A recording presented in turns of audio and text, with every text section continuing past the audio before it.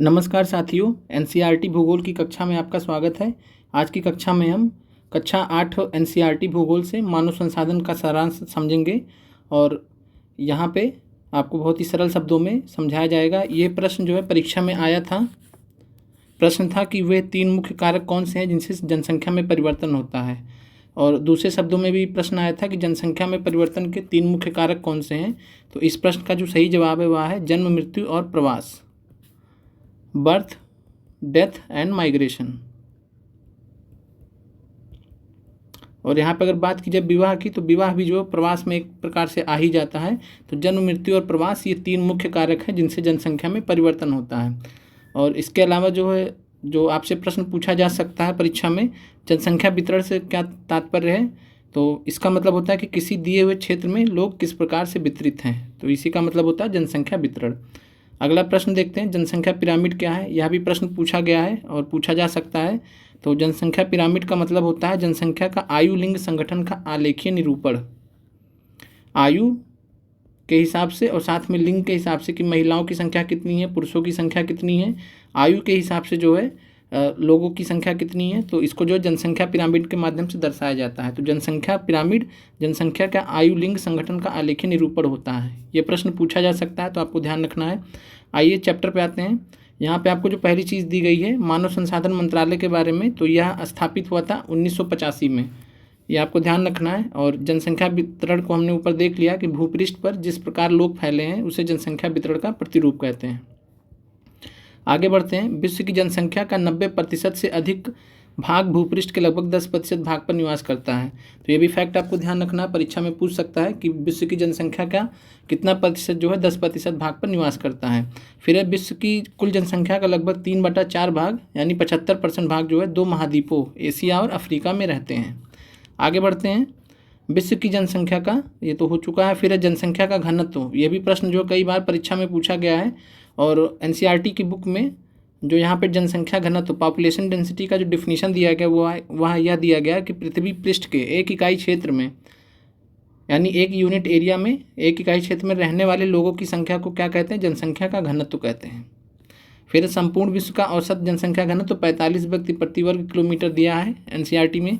और इसके अलावा बात की जाए भारत की जनसंख्या का औसत घनत्व कितना है या भारत की जनसंख्या घनत्व कितनी है, तो 2011 की जो जनगणना है उसके हिसाब से भारत की जनसंख्या घनत्व जो है 382 व्यक्ति प्रति वर्ग किलोमीटर है। यह प्रश्न परीक्षा में कई बार पूछा गया है, तो आपको ध्यान रखना है। और इसके अलावा बात की जाए तो गंगा के मैदान, भारत में गंगा के मैदान विश्व के सबसे अधिक घने बसे हुए क्षेत्र है। और इसके अलावा एंडीज पर्वत, आल्प्स पर्वत, हिमालय पर्वत, ये सब बहुत ही विरल बसे हुए, यहाँ पे जनसंख्या बहुत ही कम है और भौगोलिक परिस्थितियाँ यहाँ पे कारण हैं। फिर आगे बढ़ते हैं, जीवन प्रत्याशा समझते हैं। जीवन प्रत्याशा का मतलब होता है लाइफ एक्सपेक्टेंसी। यहाँ उन वर्षों की संख्या होती है जिसमें औसत व्यक्ति के जीवित रहने की आशा की जा सकती है। और भारत के केस में जो जीवन प्रत्याशा है वो 68 वर्ष के आसपास है। तो इसका मतलब है कि जो भारतीय हैं वो एक औसत अगर देखा जाए तो 68 वर्ष तक वो, और भारतीय जो है 68 वर्ष तक जो है इनकी जीवन प्रत्याशा है भारतीयों की, तो आपको ध्यान रखना है। फिर जनसंख्या परिवर्तन है। इससे संबंधित महत्वपूर्ण तथ्य है कि 1921 को महान विभाजक वर्ष कहा जाता है, ग्रेट डिवाइडिंग ईयर। और महान विभाजक वर्ष कहने का मतलब ये है कि 1921 से पहले भारत की जनसंख्या में जो है गिरावट भी दर्ज की गई कई बार जो है, और लेकिन 1921 के बाद से लेकर अभी तक का जो है 1921 से बात की जाए 1951, फिर 1951 से अभी आज की बात की जाए तो 2011 की हमारी जो लेटेस्ट जनगणना है, अभी तक के केस में भारत की जनगणना जो भारत की जो जनसंख्या वो बढ़ी ही है, घटी नहीं है। तो महान विभाजक वर्ष से पहले घटी भी है, लेकिन महान विभाजक वर्ष के बाद भारत की जनसंख्या कभी घटी नहीं है। तो ये आपको ध्यान रखना है कि 1921 को महान विभाजक वर्ष ग्रेट डिवाइडिंग ईयर के नाम से जाना जाता है। और अगर बात करें कि भारत में जनसंख्या गणना या जनगणना कब शुरू किया गया था, तो भारत में पहली बार जो है जनगणना 1871 में जनगणना का जो कार्य किया गया था। यह भी प्रश्न पूछा गया था कि जनगणना का कार्य जो है कब किया गया था, तो जनगणना का कार्य 1871 में किया गया था। लेकिन जो प्रथम जनसंख्या रिपोर्ट आई थी वो कब आई थी, तो 1872 में। और उस समय जो है लॉर्ड मेयो भारत के वायसराय थे। तो ये आपको ध्यान रखना है, प्रश्न पूछा गया है। फिर 1881 में लॉर्ड रिपन जो कि 1880 से 84 के बीच में थे, उनके समय में भारत में जो है 1881 में प्रथम नियमित जनगणना जो है फर्स्ट रेगुलर सेंसस कराया गया था। तो जो इसकी रिपोर्ट आई थी 1881 में आई थी, और तब से लेकर आज तक हर 10 वर्ष पे जो है भारत की जनगणना को जो है रखा जाता है, यानी 1881 के बाद 1891, फिर 1901, 1921, ऐसे ऐसे करके 1951 और फिर आज 2011। और अगर बात की जाए 1872 की जनगणना, फिर 1881 और 2011 की जनगणना, तो जो 2011 की जनगणना है ये हमारी 15वीं जनगणना है, और जो हमारी अगली जनगणना आएगी वो हमारी 16वीं जनगणना होगी।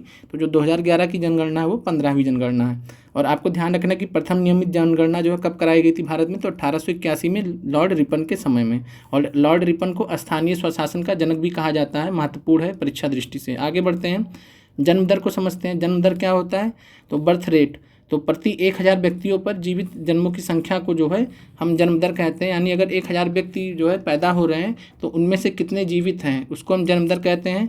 और मृत्यु दर किसे कहते हैं कि प्रति 1000 व्यक्ति अगर हो रहे हैं तो उनमें मृतक यानी कितने जो है मृत हो जा रहे हैं, तो जो मृतकों की संख्या होती है उसको हम मृत्यु दर कहते हैं।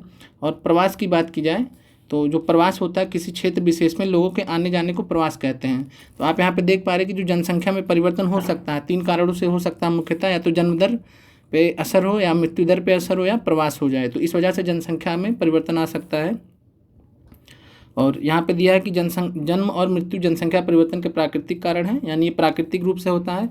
और प्रवास जो है ये इंसान अपनी मजबूरी में कर सकता है या भौगोलिक परिस्थितियों की वजह से भी कर सकता है। लेकिन जो आपका जन्म और मृत्यु है ये प्राकृतिक कारण है, क्योंकि इस पे किसी का बस नहीं है। और फिर ये प्राकृतिक वृद्धि दर क्या होता है इसको समझते हैं। तो नेचुरल ग्रोथ रेट, एक देश के जन्म दर और मृत्यु दर के बीच के अंतर को प्राकृतिक वृद्धि दर कहते हैं। तो ये आपको ध्यान रखना है कि प्राकृतिक वृद्धि दर क्या होता है कि एक देश के जन्म दर और मृत्यु दर के बीच का जो अंतर होता है उसको हम प्राकृतिक वृद्धि दर कहते हैं। आगे बढ़ते हैं, जनसंख्या का संतुलन बहुत महत्वपूर्ण है, इससे परीक्षा में प्रश्न पूछा गया है। और प्रश्न जो है पूछा गया था कि जो है जनसंख्या में वृद्धि कब होगी, तो जब मृत्यु दर से जन्म दर अधिक होगा तब जनसंख्या में वृद्धि होगी। सिंपल सा कॉन्सेप्ट आप समझ सकते हैं कि जब भी मृत्यु दर जो है कम होगी और जन्म दर ज़्यादा होगी, यानी जितने बच्चे पैदा हो रहे हैं अगर उनसे कम की मौत होगी तो जो ओवरऑल जनसंख्या वो वृद्धि होगी। और उसी प्रकार अगर जनसंख्या स्थिर कब रहेगी कि जब जन्म दर और मृत्यु दर दोनों समान होंगे, यानी जितने, तो इस केस में जो जनसंख्या स्थिर होगी। और इसके अलावा बात की जनसंख्या में कमी कब आएगी, तो जब जन्म दर से जो है मृत्यु दर यहाँ पे अधिक हो जाएगी तो जनसंख्या में ओवरऑल गिरावट आ जाएगी। तो ये आपको ध्यान रखना है। और इसके अलावा जो यहाँ पे बताया गया कि प्रवास जो एक अन्य कारण जिससे जनसंख्या आकार में परिवर्तन होता है, इसके बारे में हमने आगे देख ही लिया है। अब आते हैं समझते हैं जो डायग्राम यहाँ पे दिया गया जनसंख्या वृद्धि का। तो यहाँ पे दिया गया है मृत्यु दर से जन्म दर का अधिक होना। तो यहाँ पे जो जनसंख्या संतुलन को दर्शाया गया है, यहाँ पे जनसंख्या वृद्धि दर्शाई जा रही है और यहाँ पे जो है जो जन्म दर है वो ज़्यादा दिखाया गया है और मृत्यु दर जो है कम दिखाया गया है। तो इस केस में जो है जनसंख्या वृद्धि होगी, तो आपको ध्यान रखना है। अगला देखते हैं, जनसंख्या में कमी कब आएगी, तो जब ये जन्म दर है ये मृत्यु दर है, तो जब मृत्यु दर ज़्यादा होगी यानी जन्म दर से मृत्यु दर अधिक होगी तो जनसंख्या कम हो जाएगी। फिर आगे बढ़ते हैं, जनसंख्या स्थिर कब होगी, तो जनसंख्या स्थिर कब होगी जब जन्म दर और मृत्यु दर दोनों समान होंगे, तो जनसंख्या एक जैसी रहेगी या जनसंख्या स्थिर रहेगी। आगे बढ़ते हैं, प्रवास को समझते हैं। और प्रवास को जो है 2 प्रकार का होता है, ये आप्रवास कहते हैं और एक को उत्प्रवास कहते हैं। तो आप्रवास को क्या बोलते हैं, जब व्यक्ति नए देश में जाता है तो उसको आप्रवास बोलते हैं। और जब व्यक्ति एक देश को छोड़ के जाता है तो उसको उत्प्रवास बोलते हैं। आप्रवासी किसको बोलते हैं, तो वे लोग होते हैं जो देश में आते हैं, जो नए देश में जाते हैं या देश में आते हैं। तो एग्जाम्पल यहाँ पे देखा जाए तो यूएसए और ऑस्ट्रेलिया में आप्रवास द्वारा संख्या बढ़ी है, यानी यूएसए और ऑस्ट्रेलिया में भारत और अन्य देशों से वहाँ पे लोग गए हैं और इस वजह से जो है वहाँ की आप्रवास की वजह से जो उनकी संख्या या जनसंख्या बढ़ी है। उत्प्रवास की बात की जाए तो जब व्यक्ति एक देश को छोड़ता है, उत्प्रवासी वे लोग होते हैं जो देश को छोड़ते हैं। जैसे भारत से लोग जा रहे हैं तो उत्प्रवासी हो गए भारत के संदर्भ में, और अमेरिका के संदर्भ में वो आप्रवासी हो गए। और यहाँ पे देखा जाए उदाहरण तो सूडान में उत्प्रवास के कारण जनसंख्या में जो है कमी आई है, क्योंकि वहाँ पे काफ़ी ज़्यादा हर चीज़ को लेकर काफ़ी ज़्यादा संघर्ष भी है, तो उसके बारे में हम बाद में देखेंगे। तो आपको सूडान उदाहरण ध्यान रखना है कि यहाँ पे उत्प्रवास के कारण जनसंख्या में कमी आई है। और जनसंख्या में परिवर्तन के 3 मुख्य कारक फिर से देख लेते हैं, तो जन्म, मृत्यु और प्रवास। आगे बढ़ते हैं, जनसंख्या संगठन को समझते हैं। तो जनसंख्या संगठन क्या होता है, तो जनसंख्या संगठन जनसंख्या की संरचना को दर्शाता है। और जनसंख्या संगठन के अंतर्गत हम देखते हैं कि कितने पुरुष हैं, कितनी स्त्रियां हैं, कितने आयु वर्ग के लोग हैं, कितने शिक्षित हैं, कितने किस किस व्यवसाय में लोग जुड़े हुए हैं। फिर महत्वपूर्ण तथ्य है आपका जनसंख्या पिरामिड। जनसंख्या पिरामिड क्या होता है? एक देश के जनसंख्या संगठन का अध्ययन करने की विधि जो है जनसंख्या पिरामिड है। यानी एक देश के, अगर किसी भी देश का हमें जनसंख्या संगठन को अध्ययन करना है, यानी हमें पता लगाना है कि कितने पुरुष हैं, कितने स्त्री हैं, जो है किस आयु वर्ग के लोग हैं, किस व्यवसाय से जुड़े हुए हैं, तो उसके लिए हमें जनसंख्या पिरामिड को जो है एक हमारे पास महत्वपूर्ण विधि है। और इसको जो है आयु लिंग पिरामिड भी बोलते हैं, क्योंकि इसमें आयु और लिंग के आधार पर, आयु यानी एज के, आयु के हिसाब से देखते हैं कि कौन से लोग किस काम में जुड़े हैं, और लिंग के आधार पर देखते हैं कि कितने पुरुष या कितने स्त्री किस काम में जुड़े हैं। और जनसंख्या पिरामिड जनसंख्या का आयु लिंग संगठन का आलेखीय निरूपण होता है, जो हमने पीछे देखा था। फिर आगे बढ़ते हैं, तो यहाँ पे जो है जनसंख्या पिरामिड का एक चित्र दिया गया है, और यहाँ पे आप देख सकते हैं कि आयु के हिसाब से 0 से 4, 5 से 9, 10 से 14 ऐसे ऐसे करते जो है यहाँ पे दर्शाया गया है। और एक साइड में आप देख पा रहे हैं कि यहाँ पे पुरुष का दर्शाया गया है और दूसरे साइड में स्त्री को दर्शाया गया है। तो यहाँ पे जो है लिंग संबंधी विभाजन हो, और यहाँ पे एक साधारण जनसंख्या पिरामिड दिखाया गया है, और यहाँ पे पुरुष और स्त्रियों को दर्शाया गया है। इसके अलावा आयु वर्ग के हिसाब से दिखाया गया, तो आयु यहाँ पे और यहाँ पे लिंग संबंधी, तो इसलिए इसको आयु लिंग पिरामिड भी बोलते हैं। आगे बढ़ते हैं, जनसंख्या पिरामिड एक देश में आश्रित लोगों की संख्या भी बताता है। तो ये भी ध्यान रखना कि जो जनसंख्या पिरामिड होता है एक देश में आश्रित लोगों की संख्या भी बताता है।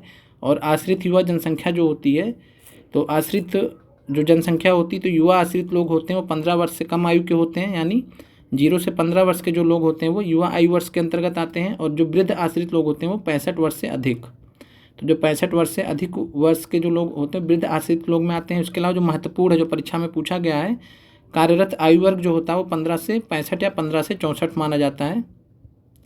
तो आपको ध्यान रखना है जो कार्यरत आयु वर्ग है, वर्किंग एज ग्रुप है, 15 से 65 वर्ष के लोग इसके अंतर्गत आते हैं। फिर भारत का अगर केस देखा जाए, तो भारत के जनसंख्या पिरामिड में युवा आयु वर्ग का जो पिरामिड है वो चौड़ा है। और इसका कारण क्या है कि मृत्यु दर भारत में कम है और युवा सापेक्षित जो है अधिक है भारत में, और भारत युवाओं का देश है, ये भी आप कह सकते हैं, समझ सकते हैं। तो इसलिए भारत का जो युवा आयु वर्ग का जो पिरामिड है वो चौड़ा है। और यहाँ पे जो है भारत का जो युवा वर्ग का दिखाया गया है, आप देख सकते हैं 15 से 19 का आप देख सकते हैं, 10 से 14 का देख सकते हैं, इसके बाद 20 से 24 का देख सकते हैं, 25 से 29 का देख सकते हैं, 30 से 34 का देख सकते हैं। तो एक हिसाब से और अन्य देशों की तुलना की जाए तो भारत का जो एक युवा वर्ग का जो कह सकते हैं आयु वर्ग है, वो भारत में युवाओं की संख्या ज़्यादा है। आइए जापान का समझते हैं। तो जापान में जो कम जन्म दर वाले जापान में आधार पर पिरामिड सकरा होता है, और एक घटी मृत्यु दर के कारण अधिक लोग वृद्ध आयु तक पहुंच जाते हैं। यानी जापान में जो वृद्धों की संख्या ज़्यादा है, भारत में युवाओं की संख्या ज़्यादा है, जापान में वृद्धों की संख्या ज़्यादा है। और यहाँ पे दर्शाया गया है पिरामिड के माध्यम से। और जापान का पिरामिड अगर देखें तो हम पाते हैं कि जो आधार है, यहाँ पे देख पा रहे हैं कि आधार जो है सकरा है, और ऊपर आधार से ज़्यादा जो है आप यहाँ पे देख सकते हैं, यहाँ पे देख सकते हैं, यहाँ पे देख सकते हैं, यहाँ पे देख सकते हैं। तो जैसे से यहाँ पे आप देख पा रहे हैं कि 85+ तक भी जो है लोग जा रहे हैं, जी रहे हैं। तो यहाँ पे एक हिसाब से अगर देखा जाए तो ये 60 से ऊपर आप देखेंगे तो ये पाएंगे आप कि वृद्धों की संख्या यहाँ पे जापान में ज़्यादा है। तो आपका जो कक्षा है आज यहीं पे समाप्त होती है, और इसके बाद जो है आपको भूगोल एनसीईआरटी कक्षा 9 की क्लासेस जो हैं कल से स्टार्ट कर दी जाएंगी। तो आपको जो है इनको भी देखना है, और जो परीक्षा में आपसे प्रश्न पूछे गए हैं वो कक्षा 8, 9 और 10 एनसीईआरटी से भूगोल से आपसे प्रश्न पूछे गए हैं, और आप इन कक्षाओं को देखकर आपके सारे प्रश्न जो है वो सही हो जाएंगे। और इसके अलावा जो भी प्रश्न आप प्लेलिस्ट में जाके जो है पीआरटी से रिलेटेड या प्रीवियस ईयर क्वेश्चन से रिलेटेड जो आपको सीरीज़ कराई गई है वो भी आप देख सकते हैं। और यह जो सीरीज़ है वो आप चाहे बीपीएससी ट्री परीक्षा की तैयारी कर रहे हो या फिर कोई अन्य परीक्षा जैसे कि यूपी पीसीएस प्री की परीक्षा की तैयारी कर रहे हो, तो बराबर जो है उपयोगी है। और साथ में जो एनसीईआरटी की ये क्लास है ये तो सबके लिए उपयोगी है, हर परीक्षा में यहाँ से प्रश्न आते हैं। तो मिलते हैं अगले वीडियो में। जय हिंद साथियों।